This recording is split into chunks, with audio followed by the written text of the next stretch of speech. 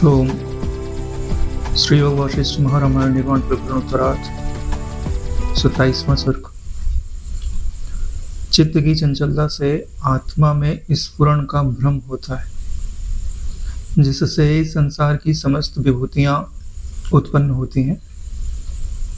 चित्त की शांति से आत्मा का स्फुरण शांत हो जाता है तथा आत्म रूप में स्थिति हो जाती है। प्रस्तुत सर्ग में इसी विषय का वर्णन किया जाएगा। यानी चित्त है तो जगत है, चित्त नहीं है तो जगत नहीं है। चित्त की चंचलता ही आत्मा में स्फुरण का भ्रम उत्पन्न करती है कि आत्मा में कोई वस्तु उत्पन्न हुई है। स्फुरण यानी वस्तु के होने का आभास, जैसे मनोराज्य में होने लगता। तो वह चित्त का स्फुरण है, आत्मा का स्फुरण नहीं है। कल्पना उपज रही है ना, न कल्पना का प्रकाशक उपजता है, न कल्पना का अधिष्ठान उपजता है। तो जो उत्पन्न हुआ दिखाई देता है, उसके तत्व को समझ लीजिए कि उसका जो तत्व है सो स्फुरण मात्र है या संबित मात्र है। और संबित को भी ठीक से पहचानेंगे तो केवल ज्ञान मात्र ही होता है, यानी बोध मात्र ही जगत है।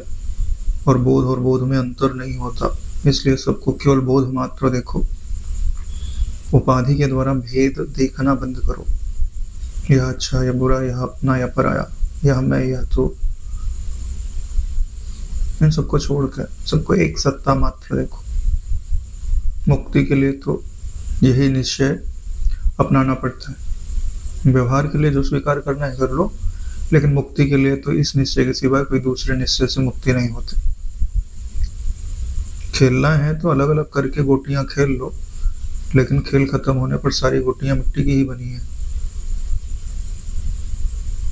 जैसे बच्चे नहीं सिपाही बनाते हैं, राजा बनाते हैं।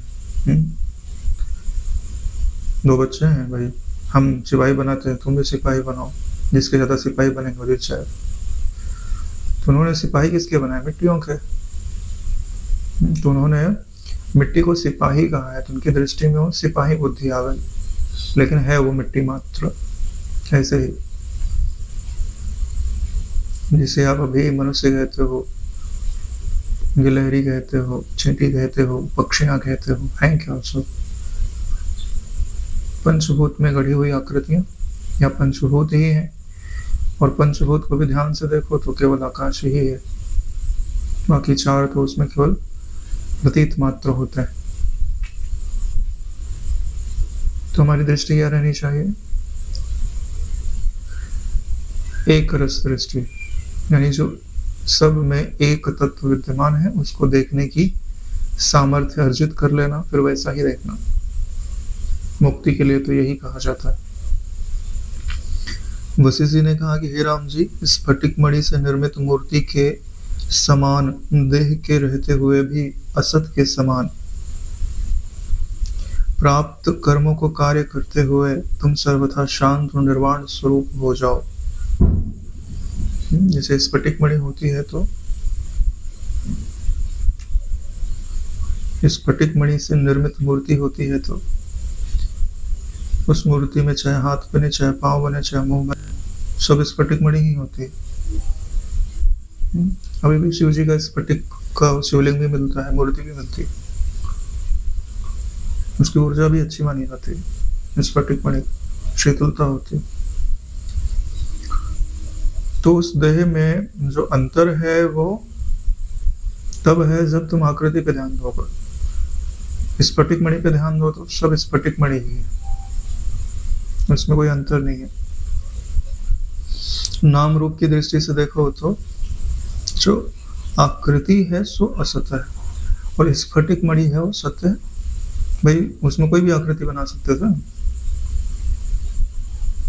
इसलिए कहा जा रहा है कि देह के रहते हुए भी जो उसमें आकृति है या जो उसमें नाम रूपात्मक अभिव्यक्ति है उसको तुम असत समझो। प्राप्त कर्मों को करते भी रहो, लेकिन सर्वथा शांत स्वरूप को, निर्वाण स्वरूप को धारण करो। धारण करने का क्या अर्थ होता है? कि जो शांत है वह मैं हूं। ज्ञान में कुछ शांत किया नहीं जाता। जो शांत होता है उसमें अपने मैं को रखा जाता है। योग में चित्त को शांत किया जाता है, ज्ञान में चित्त को शांत नहीं किया जाता। यह समझा जाता है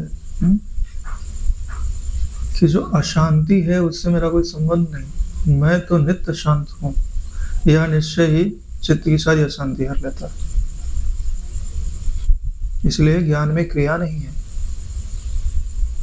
ज्ञान में निश्चय है, निश्चय के बाद सीधी प्राप्ति है, लेकिन निश्चय दृढ़ निश्चय है, अटल निश्चय है। देखो कितना भी विक्षेप क्यों ना हो जाए, प्रकाशक कभी विक्षिप्त नहीं होता और अधिष्ठान भी कभी विक्षिप्त नहीं होता। भाई बम फूटेगा तो जो दूर बैठ के देख रहा है उसको क्या विक्षेप है।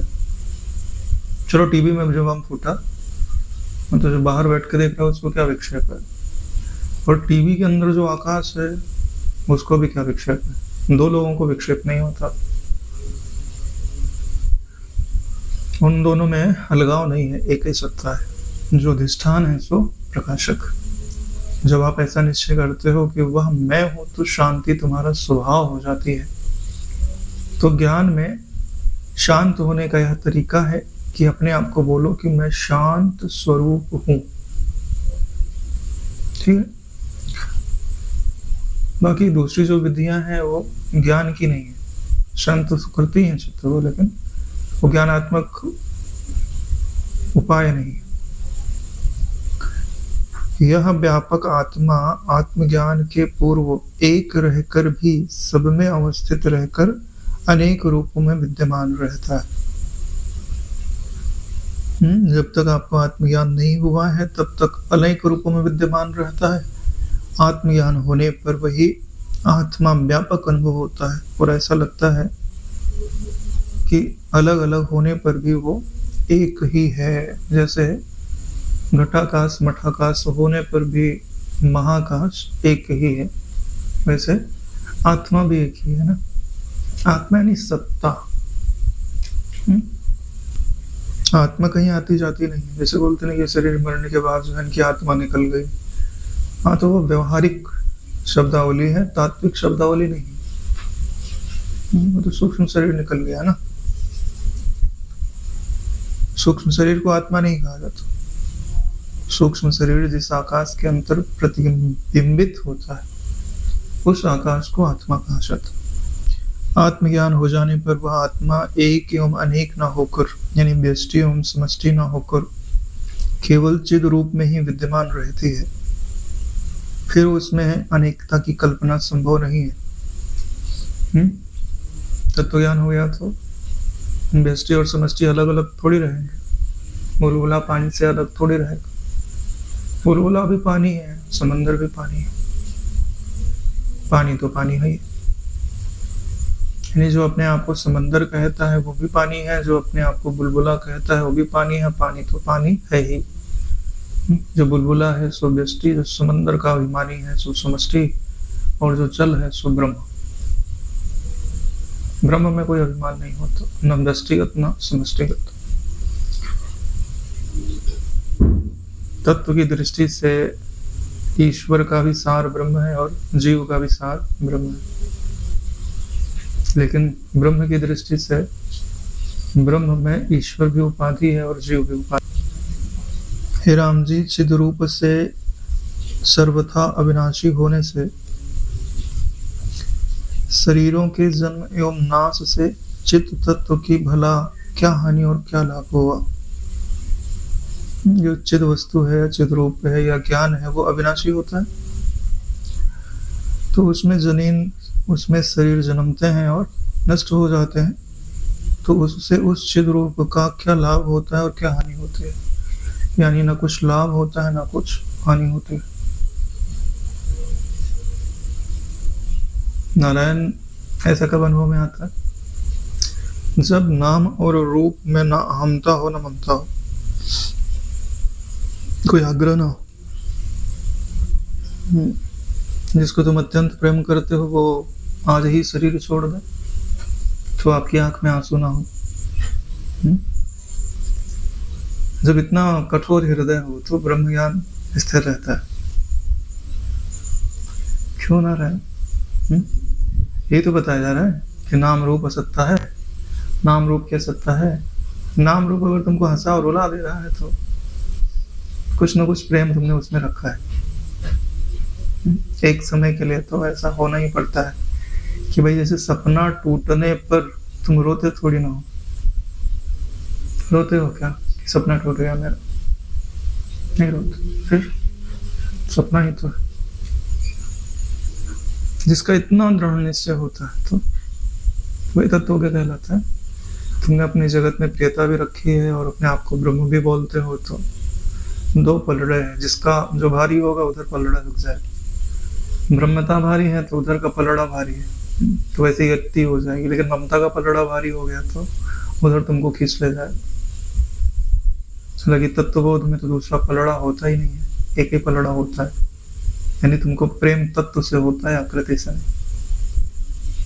और तत्व तो कभी मर नहीं सकता, ज्ञान कभी मरता है?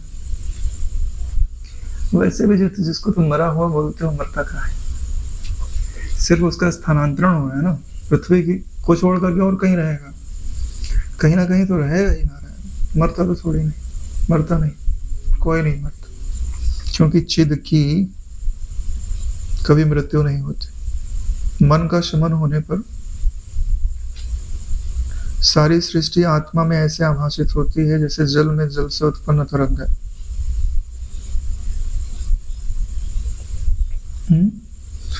मन का शमन होने पर सारी सृष्टि आत्मा में ऐसे आभासित होती है जैसे जल में उत्पन्न तरंग है। मन के शमन से कहा पर मन शांत हो गया तो सृष्टि तो रहेगी नहीं। कैसे पता चलेगा कि आत्मा में है? मन के शमन का यहाँ अर्थ है कि मन का सांसारिक मनन शांत हो गया है, लेकिन उसमें तत्व का निश्चय वर्तमान है। तभी तो तुमको अनुभव में आएगा। अगर तात्विक निश्चय भी ना होवे तो कुछ अनुभव में नहीं आएगा, शून्य।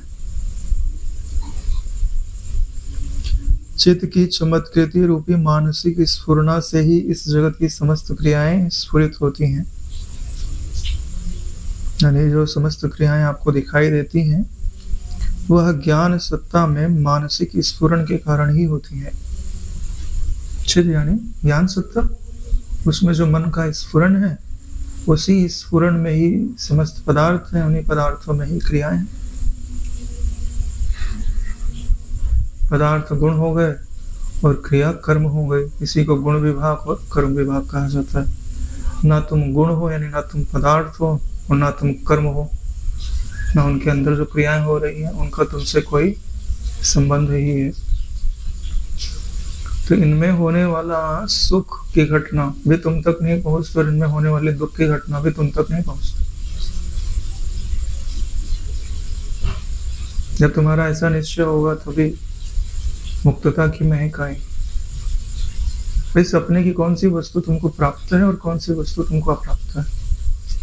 ना कुछ प्राप्त है ना कुछ अप्राप्त है, ऐसे ही।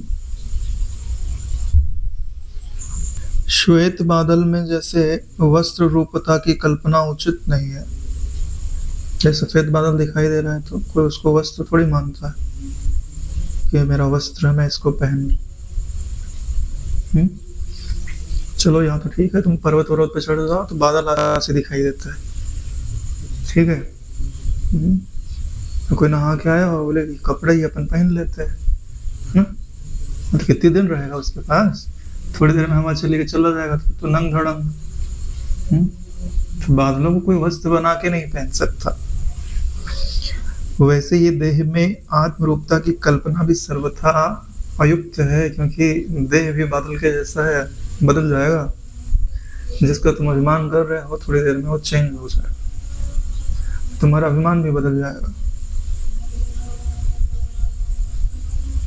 तो ऐसी जगह अभिमान रखना चाहिए जहां अभिमान बदले नहीं, तभी तो तुम्हारा अहम रखना सार्थक होगा।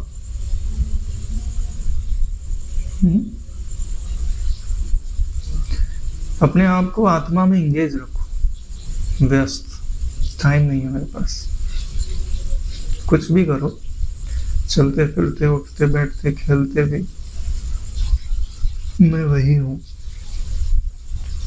इसको बोलते हैं अपने आप को आत्मा में इंगेज रखना। मन और मन की का उपद्रव, ठीक है, इससे तुम सर्वथा असंग रहो। असंगता का अनुभव हो रहा है आकाश के जैसा।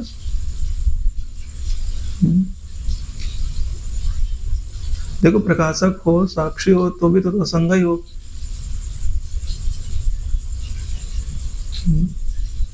लेकिन जब अधिष्ठान से एकता करने लगते हो तो पूरी असंगता अनुभव में आने लगती है, स्पष्ट हो जाता। तभी तो प्रकाशक का स्वरूप समझ में आता है। नहीं तो तुमने प्रकाशक को अलग तो कर दिया, लेकिन प्रकाशक है क्या, कुछ पल्ले नहीं पड़ता। सिर्फ तुमने उसको दृश्य से दूर कहीं रखा है, लेकिन वो कहाँ है, क्या है, कैसा है, क्या स्वरूप है उसका, वो तो तभी पूरी तरह समझ में आता है जब अधिष्ठान के साथ उसकी एकता समझ में आती है।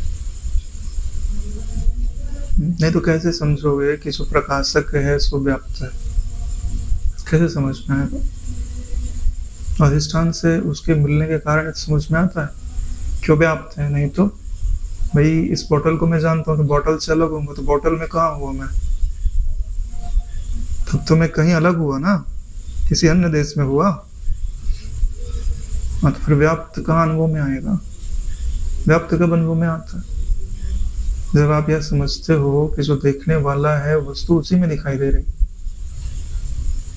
यानी देखने वाला ही अधिष्ठान है, तभी बात पूरी तरह समझ में आती है। इसीलिए तो यह कहा जाता है कि मैं साक्षी हूँ, चेतना हूँ, जानने वाला हूँ। ये तो आम लोग भी जान जाता है, जिनके अंदर थोड़ी बुद्धि है, ठीक से विचार करेंगे तो पता चल जाता है। लेकिन वही साक्षी अद्वैत ब्रह्म है, यह बिना वेदांत के समझ में नहीं आता। बिना वेदांत के नहीं समझ में आएगा तो नहीं है समझ में आएगा। नहीं तो वेदांत की आवश्यकता ही क्या पड़ती है भाई, ये पदार्थ दिखाई दे रहा है, इसका मतलब देखने वाला अलग है, तो तुम्हारा अनुभव ही कहता है, तो सभी को बोध हो जाता, नहीं होता।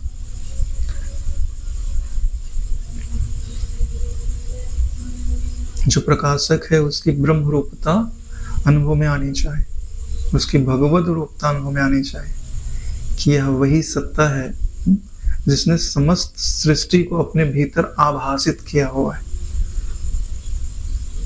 अरे भाई, यही तो वो जगह है जहां से तुम परमात्मा से जुड़ते हो।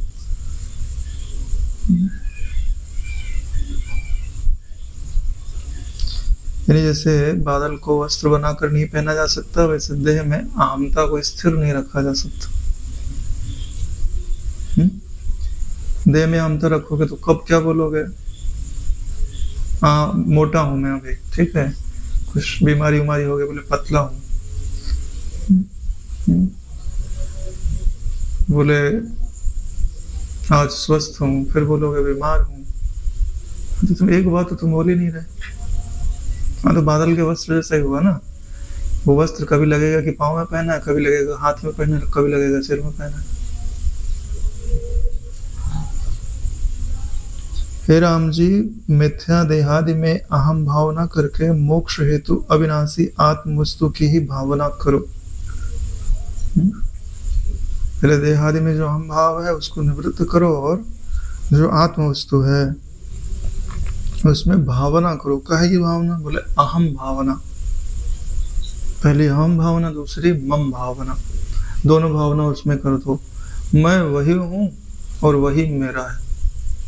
चित्त स्वरूप अनंत आत्मा असीम है। चित्त स्वरूप यानी ज्ञान रूप आत्मा असीम है, यानी उसकी कोई सीमा नहीं है। क्या आपको ऐसा अनुभव में आ रहा है कि मैं चित्त स्वरूप हूं, असीम और अनंत हूं? आ रहा है? आ रहा है तो बस मुक्त ही हो, काहे का संदेह। उसको कंटिन्यू बनाए रखो, और क्या करना है। किसी भी कारण से वहां से नीचे मत उतरो। बड़ी बात यही है। युद्ध के क्षेत्र में अगर तुमको बंकर मिल गया, ठीक है, तो बंकर में रहो जब तक लड़ाई हो रही, बाहर मत निकलो।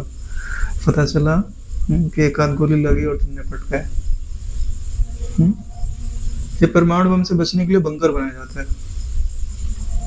उसमें 6 महीने का लगभग रखते हैं, खाना पीना रहना सोना सब 6 महीने तो तुम वहां रह सकते हो।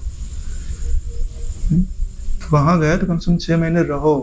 पता चला बम फूट गया, बोले हम चलो देख के आते हैं, तो निपट जाओगे। क्योंकि जो रेडिएशन फैलता है उसको हटने में समय लगता है। ठीक वही घटना आत्म प्राप्ति में भी है।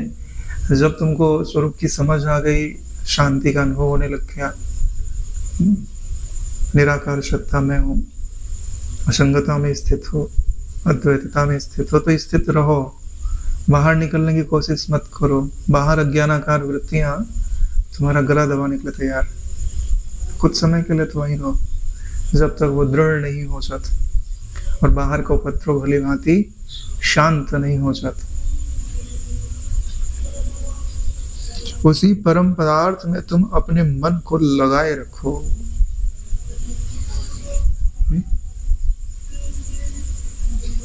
मैं वही हूं, ऐसे लगाए रखो। अष्टा गायत्री के साथ में प्राणों की उपासना भी होती जाएगी, मन को आलम भी मिल जाएगा, आत्मचिंतन भी होते रहेगा, आत्मानुभव भी होते रहेगा। सब कुछ एक साथ बनने लगता है।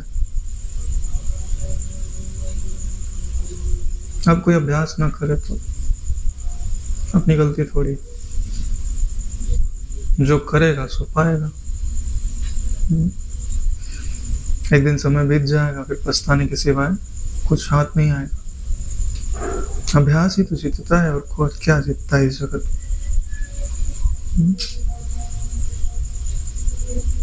अभ्यास ही इंद्र को इंद्र बनाए रखता है, अभ्यास ही शिव को शिव बनाए रखता है, ब्रह्मा को ब्रह्मा बनाए रखता है, विष्णु को विष्णु बनाए रखता है,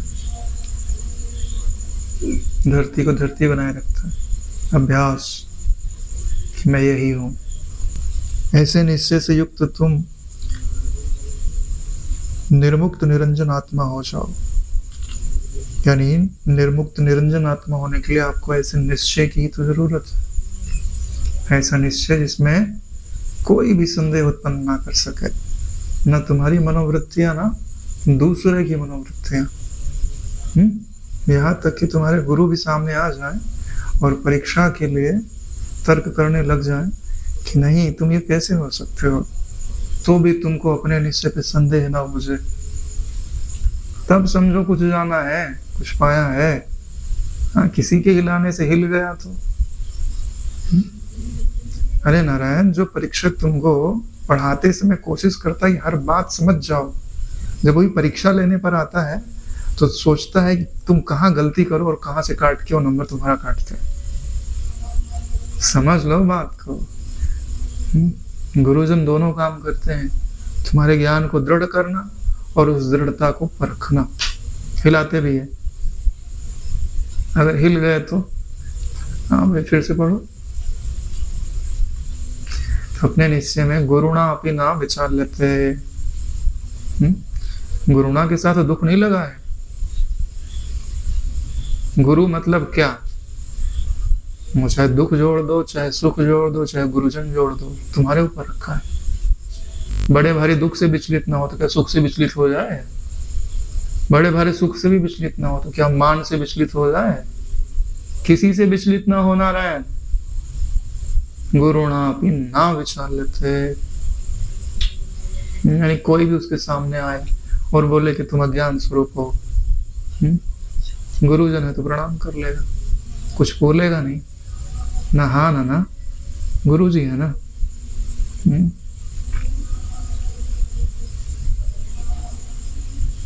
हाँ, और कोई है तो उत्तर दिया भी जा सकता है।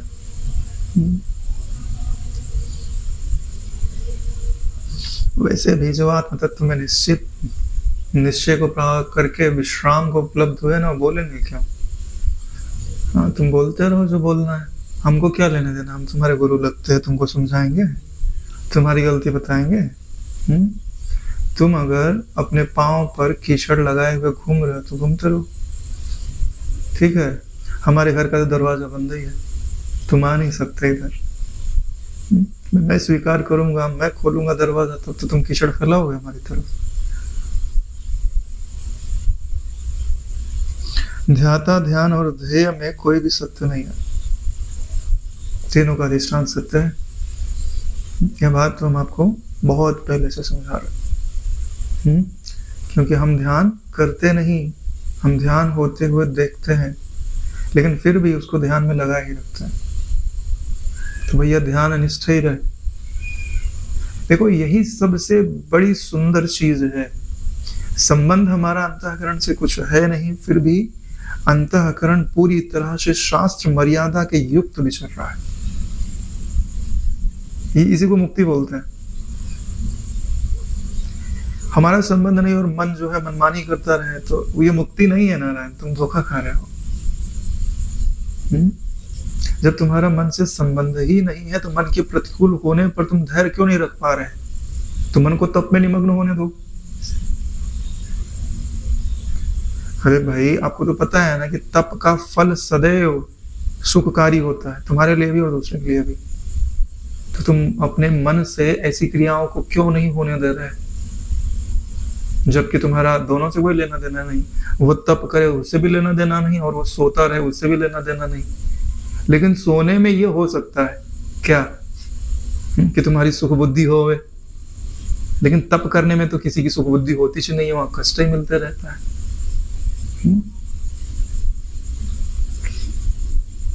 देखो, कोई तत्वज्ञ है, इसके बारे में क्या प्रमाण होता है कि स्वयं के लिए वो आत्मतृप्त है तो उसको तत्वज्ञ लगना चाहिए। मतलब मेरे को तत्वबोध हो गया, नहीं आत्मतृप्त हूं, और दूसरे के लिए शास्त्र विहित आचरण में बरत रहा है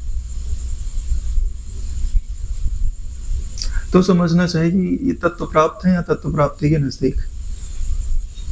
भाई आत्मतृप्ति तो उसको नहीं दिखाई देगी ना, उसको क्या दिखाई देगा कि भाई सत्य बोलते हैं, शांत रहते हैं, संयमित रहते हैं, तप में लगे रहते हैं। जैसे डॉक्टर जी का मतलब आचरण देखने पर लगता है ना कि भाई हाँ, कोई संयमी महापुरुष है। बोलना, चलना, उठना, बैठना, नेत्रों की दृष्टि, तो है क्या? शास्त्र आचरण है ना, शास्त्रोहित आचरण में लगा हुआ है। अब उनको आत्मतृप्ति है कि नहीं, इनके बारे में वही प्रमाण है। तो दो प्रमाण मिले, एक स्वयं के लिए, एक दूसरे के लिए। दृष्टा, दर्शन, दृश्य आदि सभी चित्त की ही विभूतियां हैं। यानी चित्त ही दृष्टा, चित्त ही दर्शन, चित्त ही दृश्य। बोले चित्त कब से दृष्टा होने लगा? चित्त दृष्टा नहीं होता, मैं दृष्टा हूं यह कल्पना चित्त होती है। समझ में आए? यानी जब तुम यहां बोलोगे कि मैं दृष्टा हूं, यह तुम्हारी एक वृत्ति है और वो चित्त है। दृष्टा कभी भी चित्त नहीं होता, चित्त का प्रकाशक होता है। चित्त के अभाव में जड़ पदार्थों का अनुभव संभव ही नहीं है। चित्त का अभाव हो गया तो सारे जड़ पदार्थों का भी अभाव हो गया। जो तुमको दुख दे रहा है उसका भी अभाव हो गया, और जो तुमको सुख दे रहा है उसका भी अभाव हो गया। और जगत में तुमको कोई सुख देता वेता नहीं हो, सुख तुम्हारी आत्मा का होता है। सिर्फ तुमको लग रहा है कि वहां से आ रहा है, वास्तव में तुमसे रहा है। बोले दृष्टांत, बोले जैसे कुत्ता हड्डी चबाता है। ध्येय चिद रूप का स्फुरण तो ध्यान के अभाव में भी होता रहता है। ध्येय यानी जो परमात्मा है उसका स्फुरण यानी ज्ञान तो ध्यान के अभाव में भी होते रहता है। यानी कोई वस्तु नहीं है तो भी वो है। प्रतिपदा के चंद्रोदय से जैसे सागर होता है, प्रलयकालीन वायु के बहने से जैसे सागर सूख जाता है, आत्म तत्व उस प्रकाश से न क्षुब्ध होता है न सूखता है। जैसे प्रतिपदा आती है तो समंदर का पानी बढ़ जाता है, और प्रलय काल आता है तो पानी सूख जाता है। लेकिन यह जो आत्मा है वो किसी काल में न उसका जल बढ़ता है न वह सूखता ही है, सर्वदा शांत है, सौम्य है, एक रूप रहता है। सर्वदा शांत है, सौम्य है और एक रूप है। अपने आप को बोलो कि मैं शांत हूं, आकाशवत, सौम्य हूं, आकाशवत, एक रूप हूं, आकाशवत। दृष्टि विभ्रम से जैसे नाव में यात्रा करने वाले को वृक्ष पर्वत आदि का चलना प्रतीत होता है, लेकिन वो चलता थोड़ी ना, सिर्फ प्रतीत हो रहा है कि ये लोग चल रहे हैं। गाड़ी चलाते हैं तो भी लगता है ना कि ये वृक्ष आदि चल रहे हैं, घूम रहे हैं। ट्रेन पे बैठो तो लगता है तो चल थोड़ी रहे। इसका मतलब है कि तुम्हारी इंद्रियां जो तुमको बताती हैं सब काल में वो सत्य नहीं होता है, वो परिस्थितियों पर निर्भर करता है कि वो सही बोल रही हैं कि गलत बोल रही हैं। ठीक है, यानी तुम्हारी वृत्तियों का कोई ठिकाना नहीं है। जब आत्म तत्व के धरातल पर हैं तब सही बोलती हैं, जब संसार के धरातल पर हैं तो झूठ बोलती हैं। इसलिए यह इनको सत्य नहीं समझना चाहिए। सुक्ति में जैसे रजत बुद्धि होती है वैसे ही चित्त में यानी ज्ञान में देहादि का भान चित्त का विभ्रम मात्र है। यानी जो ज्ञान सत्ता है उसमें जो चित्त का स्फुरण है वही जगत रूप से भ्रम का कारण है या भ्रम रूप है। चिद सत्ता में चित्त का स्फुरण ही जगत है, और इस स्फुरण का कारण क्या है? अविद्या। अविद्या क्या है? स्वयं का बोध न होना, स्वयं का ब्रह्म रूप से बोध न होना, इसी को विद्या बोलता है। जब चित्त के पेट में यह निश्चय डाल दिया जाता है कि जो कुछ भी है वह बोध मात्र है, तो चित्त का पेट फट जाता है। चित्त रूपी जो प्रेत है उसको शांत हो जाता है।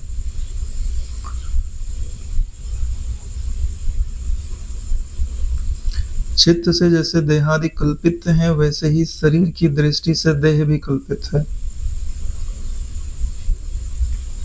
शरीर एवं चित्त की दृष्टि से जीव कल्पित है। उन दोनों की कल्पना जीव से ही होती है।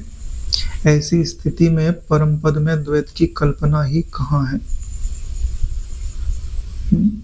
जो परम पद है, जो चिदाकाश तत्व है, उसमें द्वैत संभव नहीं है। क्यों? क्योंकि जितने भी भेद हैं सो सब मन पर ही रखे हुए।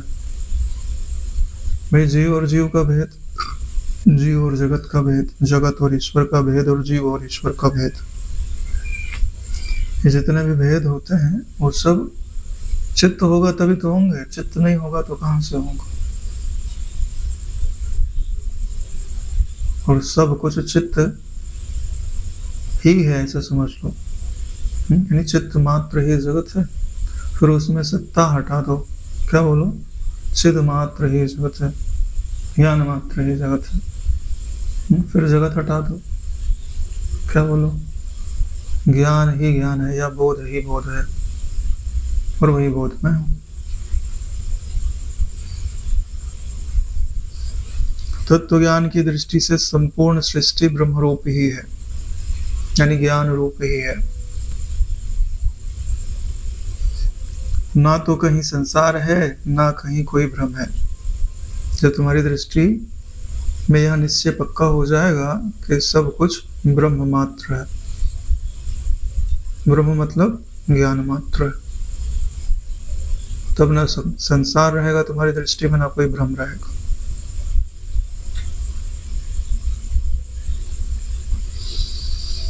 जैसे आकाश में, वन वालू में, तेल, चंद्रमा में विद्युत की आभा नहीं होती, वैसे ही तत्व दृष्टि में देहादि पदार्थ नहीं होता है। देहादि की कल्पना तो हो सकती है, मगर देह आदि में जो पदार्थ हैं सो आत्मा में नहीं होते। अरे भाई, तुम्हारी मानस कल्पना में जो व्यक्ति दिखाई दे रहा है उसका हाथ काटो, देखो रक्त निकलता है। हाँ, कल्पना ही तो है, काय का रक्त निकलेगा? रक्त की कल्पना करोगे तो शायद रक्त दिख जाए।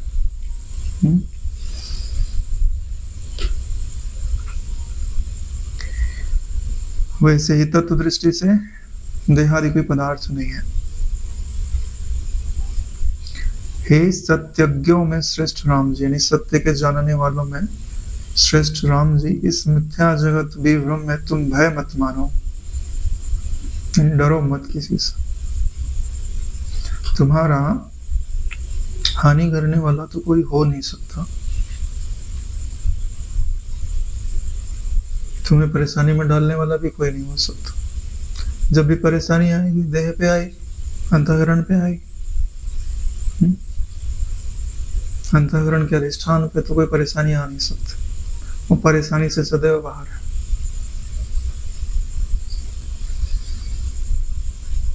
यथार्थता तो संसार है ही नहीं, इसे ही सत्य समझो, यानी इस निश्चय को ही सत्य समझो कि वस्तुतः संसार है ही नहीं। अद्वैत ब्रह्म की नहीं किंतु जगत की ही सत्ता है, ऐसी जो तुम्हारी भ्रांति थी उसका समन तो मेरे उपदेश से हो ही गया, तो इसके अतिरिक्त भला बंधन का और क्या कारण हो सकता है? जो तुम्हारी भ्रांति थी कि ब्रह्म तो कुछ है नहीं, जगत ही है, क्योंकि यह पांचों इंद्रियों से मुझे अनुभव में आ रहा है इसलिए जगत है।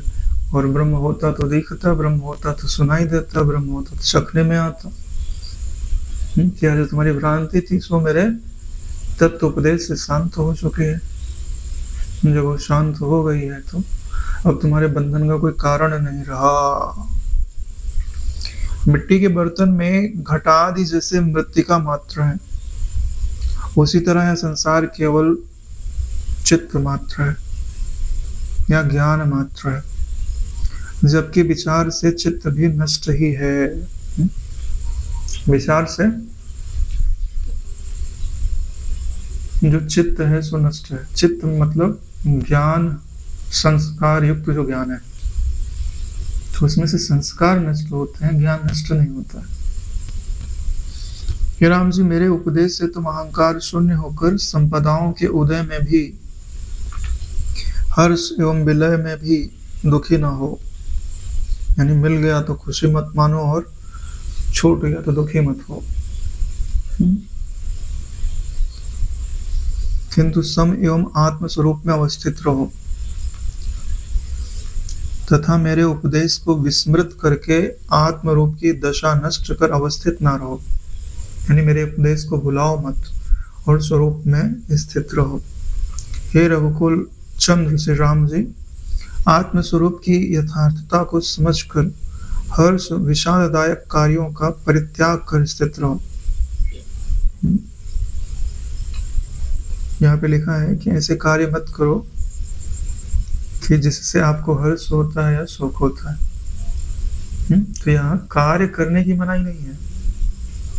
भाई कोई ना कोई कार्य करोगे उसमें हर्ष या शोक तो होएगा ही होएगा, लेकिन वो हर्ष या शोक तुम्हारा नहीं है, तुमको नहीं होता।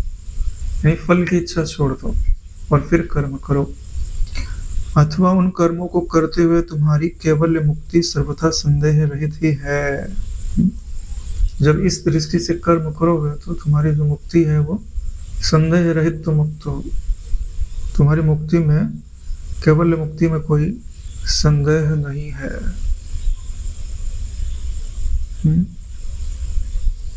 न तुम देहो न ते देहो कर्ता भोक्ता न वै भवान चिद रूपो वसु निरपेक्ष सुखम चरो।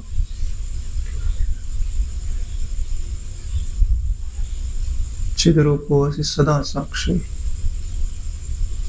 निरपेक्ष सुखम चरो। सब कुछ आ गया, न देह तुम्हारा है न तुम देह हो, करता भी नहीं हो भोक्ता भी नहीं हो क्या? चिद रूप ज्ञान मात्र। ज्ञान को पहचानने के लिए सदा साक्षी शब्द भी जोड़ दिया है। और जो साक्षी है, अब किसी की अपेक्षा मत रखे कि मेरे सामने कोई दृश्य बना रहे, निरपेक्ष हो जाए, यानी आकृति से रहित हो जाए, तो वो तभी सुखी होता है। साक्षी के सामने जब तक साक्ष्य है तब तक वो सुखी नहीं है, सापेक्ष है तभी, निरपेक्ष होने पर ही सुखी होता है। इसलिए संसार से दृष्टि हटानी पड़ती है। संसार से दृष्टि हटाने के लिए दृष्टि को प्राणों पे लगाया जाता है। ये प्राण आ रहे हैं और जा रहे हैं, तुम समझ लो कि तुम इन्हीं के साथ बैठे हो और कोई नहीं जगत, सिर्फ प्राण है, वही चल रहे हैं, तुम उनको देख रहे हो।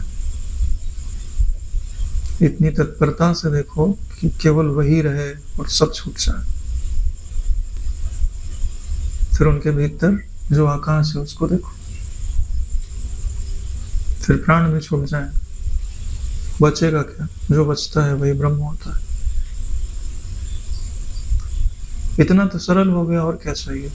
देखो, समझदारी तो आप में आ ही गई है, अनुभव भी है, अनुभव को थोड़ा और गहरे ले जाता है, थोड़ा गहरे ले जाता है, समय के साथ भी, देश के साथ भी, यानी हर देश में बना रहे और हर समय में बना रहे। यहीं पर ये 27वां स्वर्ग पूर्ण होता है। आज यहीं विश्राम लेते हैं। ओम कायेन वाचा मनसेन्द्रियैर्वा करोमि यद्यत् सकलं परस्मै श्री सद्गुरुवे समर्पयामि। ओम सहनावतु सहनौ भुनक्तु सह वीर्यं करवावहै तेजस्विनावधीतमस्तु मा विद्विषावहै। ओम शांति शांति शांति। श्री सद्गुरुदेव भगवान की